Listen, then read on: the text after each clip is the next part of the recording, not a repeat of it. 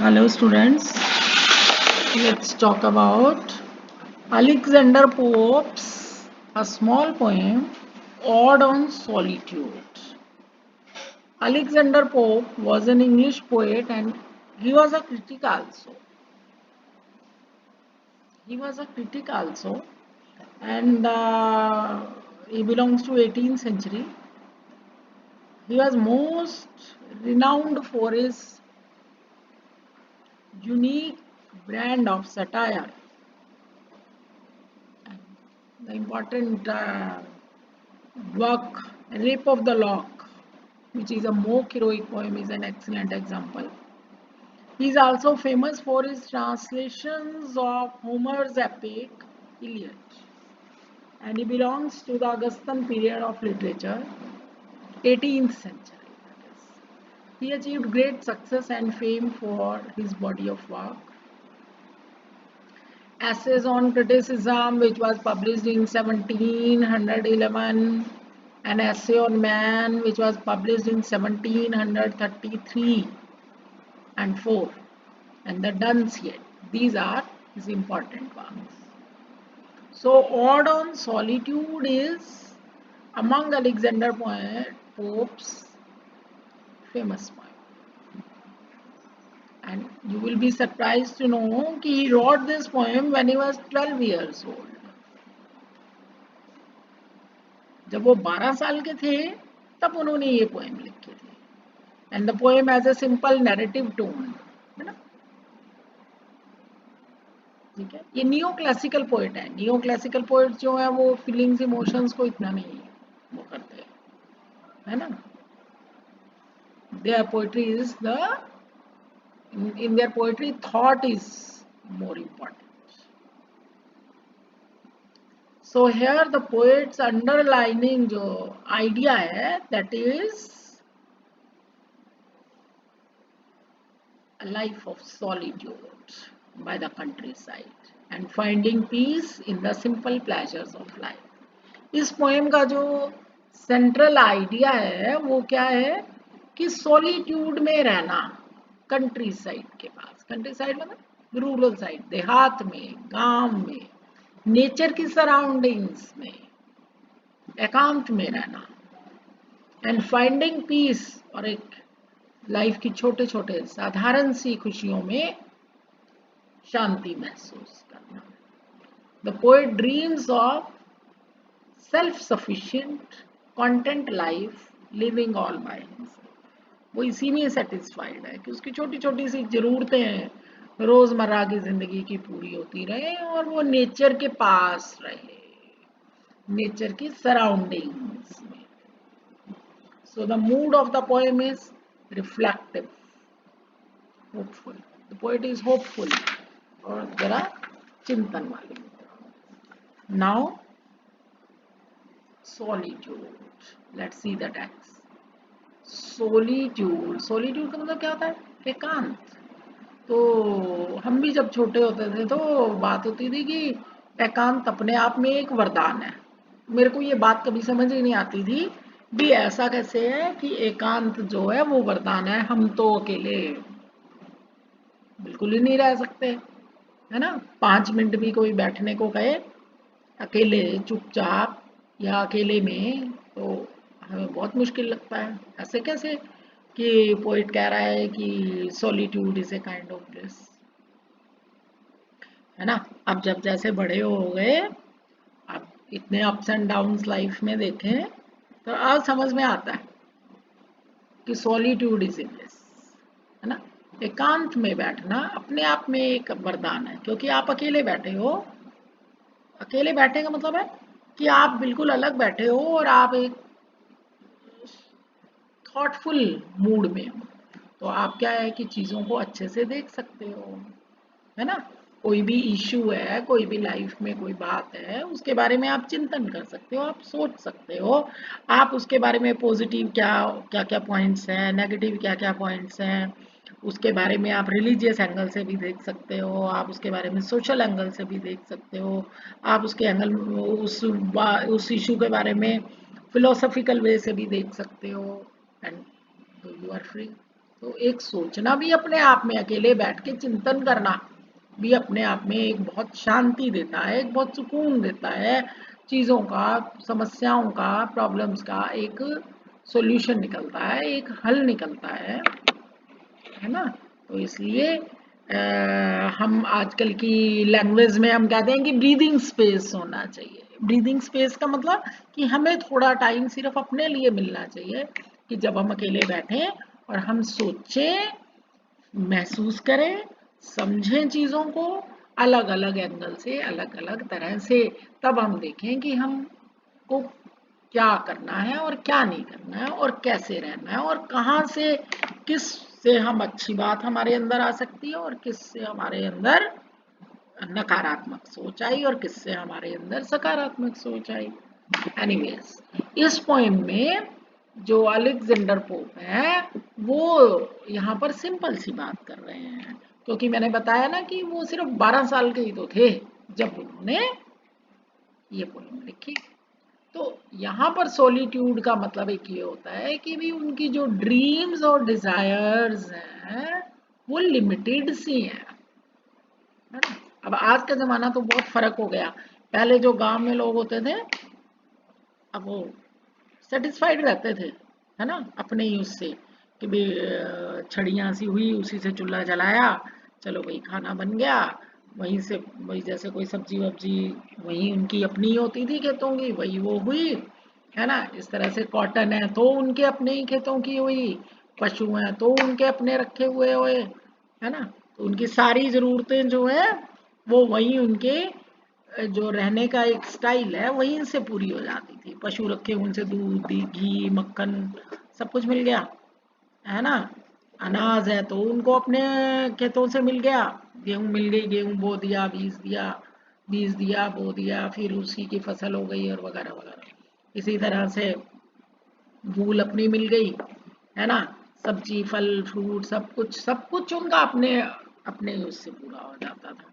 तो उनकी और कोई इच्छा ही नहीं होती थी, है ना। वो अपने ही उसमें रहते थे और उन्हीं वही उनकी लाइफ स्टाइल होता था। सुबह से रात तक उन सब चीज़ों को संभालने में, करने में ऐसे ही निकल जाता था और ऐसे ही उनका खाना पीना रहना, है ना, सब पूरा हो जाता था। तो देवर सेटिस्फाइड विद दैट। तो ये उसी तरह के पीरियड की बात कर रहे हैं। और oh, happy the man, let's see the text. Happy the man whose wish and care a few paternal acres bound, and content to breathe his native air. क्या कह रहे हैं कि वो आदमी बहुत खुश नसीब है जिसकी इच्छाएं, जिसकी केयर, केयर मतलब उसकी जो उसका ध्यान है, जो उसकी दिनचर्या है। केयर का मतलब देखो, वर्ड्स के अपने आप में कोई मीनिंग नहीं होते। वर्ड का मीनिंग जो है वो डिपेंड करता है किस कॉन्टेक्स्ट में वो वर्ड यूज हुआ है, और वो कॉन्टेक्स्ट क्या है और उस वर्ड का क्या मीनिंग होगा वो तुम्हें सिर्फ टीचर समझा सकता है। इसीलिए ये वीडियोस अटेंड करनी जरूरी है ना। मीनिंग बाकी तो सब कुछ किताबों में ही लिखा हुआ है, लेकिन किस कॉन्टेक्स्ट में क्या मीनिंग होएगा ये तो तुम्हें अच्छे से टीचर बताएगा ना, है ना। केयर का मतलब यहाँ पर क्या है कि दिनचर्या, जिसकी इच्छाएं, जिसकी दिनचर्या बस कहाँ तक सीमित है। A few paternal acres bound, bound मतलब सीमित, पैटर्नल मतलब जो उसको पैतृक, एकर्स मतलब जमीन, कितने एकड़ उसको जमीन मिली है। इफ यू मतलब थोड़ी ज्यादा जो भी है, इफ यू मतलब कुछ जो उसको पैतृक जमीन मिली है उसी तक ही उसकी इच्छाएं, उसकी हर रोज उसकी जो दिनचर्या है वहां तक सीमित है। Content to breathe is native air, वो संतुष्ट है, कंटेंट मतलब संतुष्ट है अपने उस नेटिव, अपने उस जो उसका पैतृक, जो उसका वहां पे घर है वहीं के। एयर मतलब क्या होता है, एयर का मतलब है वातावरण, एयर का मतलब हवा नहीं है, एयर का मतलब वातावरण।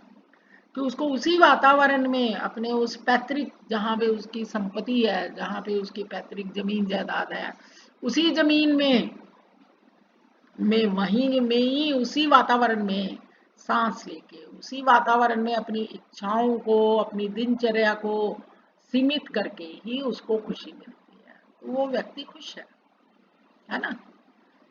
पोइट के हिसाब से अब ये क्या कह रहा है कि हैप्पी द मैन, कि वो व्यक्ति बहुत खुश है, खुश नसीब है ना। आप हैप्पी का मतलब खुश नसीब भी कह सकते हैं, कि वो व्यक्ति खुश नसीब है जिसकी इच्छाएं, जिसकी दिनचर्या उस कुछ एकड़ पैतृक जमीन तक सीमित है, और वो संतुष्ट है अपनी उस पैतृक वातावरण में सांस लेकर।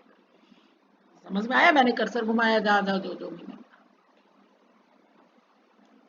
इन इज ओन ग्राउंड, अपनी ही जमीन रहकर वो खुश है।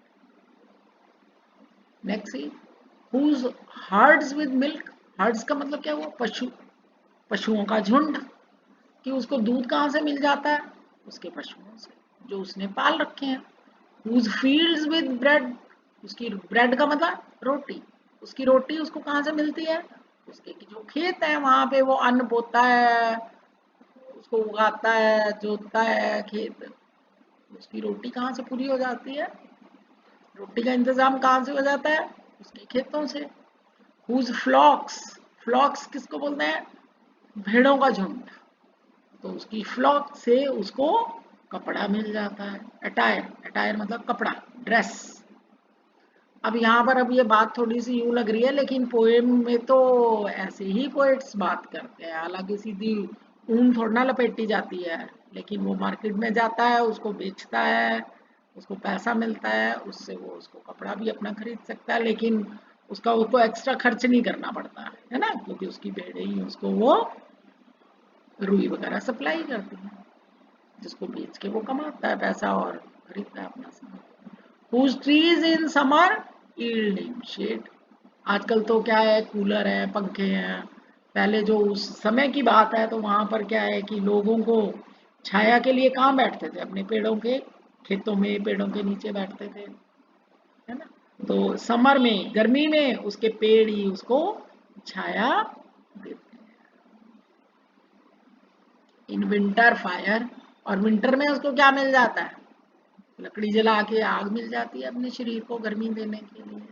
तो यहाँ पर वो क्या कह रहा है कि मतलब वो व्यक्ति खुश नसीब है जिसके पास पशु हैं दूध देने के लिए, जिसके पास खेत हैं उसको रोटी देने के लिए, जिसके पास भेड़े हैं उसको कपड़ा देने के लिए, जिसके पास पेड़ है गर्मी में उसको छाया देने के लिए, और सर्दी में उसको गर्मी पहुंचाने के लिए, है ना। यानी कि जिसकी सारी जरूरतें अपने उसी में पूरी हो जाती हैं, जो उसके पास थोड़ी सी जमीन है अपनी पैतृक। Blessed who can unconcernedly find hours, days, years slide soft away. वो व्यक्ति बहुत खुश है, वो व्यक्ति ईश्वर का दिया हुआ उसके पास वरदान है कि जो जिसका समय जो है उसके जिसके घंटे, दिन, साल आराम से बीतते चले जाते हैं। अनकंसर्नली मतलब जिसकी कोई और ऐसी इच्छा ही नहीं होती, जो ना लालची है, ना घमंडी है, ना लोभी है ना।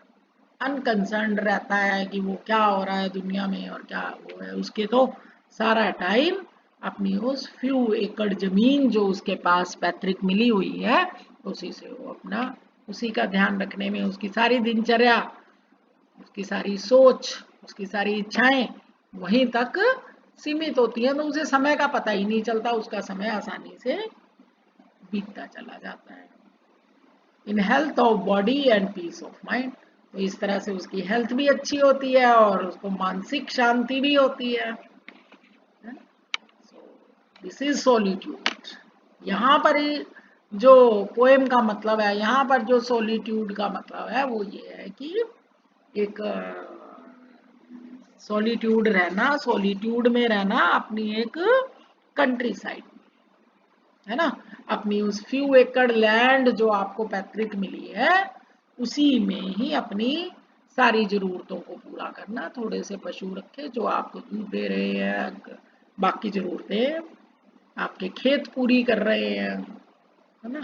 तो ऐसे व्यक्ति की क्या है कि ड्रीम्स और डिजायर्स बहुत लिमिटेड सी होती हैं, तो इस वजह से उसकी बॉडी भी हेल्दी रहती है, उसको पीस ऑफ माइंड भी रहता है। ये पोएम बहुत सिंपल सी थी, लेकिन ये फिर भी सिलेबस में इसीलिए डाली जाती है ताकि आज के स्टूडेंट्स जो हैं, आज के जो आगे जिंदगी में आगे बढ़ते हुए बच्चे हैं, उनको ये मैसेज पहुंच सके कि आप प्रोग्रेस करो, है ना। लेकिन इतना नहीं कि वो आपकी, इतना नहीं दौड़ में दौड़ो कि तुम्हारी हेल्थ अफेक्टेड हो, तुम्हारी पीस ऑफ माइंड अफेक्टेड, है ना। जैसे मेटीरियलिज्म की तरफ, भौतिकवाद की तरफ सब भागी जा रहे हैं, भागी जा रहे हैं, भागी जा रहे हैं। और देखते हैं छोटी छोटी एज में कोटा में पढ़ने वाले बच्चे देखो सुसाइड कर लेते हैं, बाइक पे रेस लगा रहे हैं, चलो भाई आगे टक्कर हो गई, खत्म बात वहां। ऐसी जो आपाधापी सी मची हुई है आगे बढ़ने की, दूसरों को पीछे छोड़ के, वो चीज गलत है। तो ये पोएम इसीलिए है तुमको ये समझाने के लिए कि अपनी आप पे थोड़ा सा हम अपने आप को डिसिप्लिन करें, अपने आप को कंट्रोल करें, चीज़ों को चेक करें। तो इस पोएम की रेलेवेंस आज 18th सेंचुरी में लिखी गई है, नियो क्लासिकल पीरियड में लिखी गई, और आज हम पढ़ रहे हैं, है ना। और इसकी रेलेवेंस यही है, ठीक है ना। चलो, I hope you must have understood the poem. Thank you.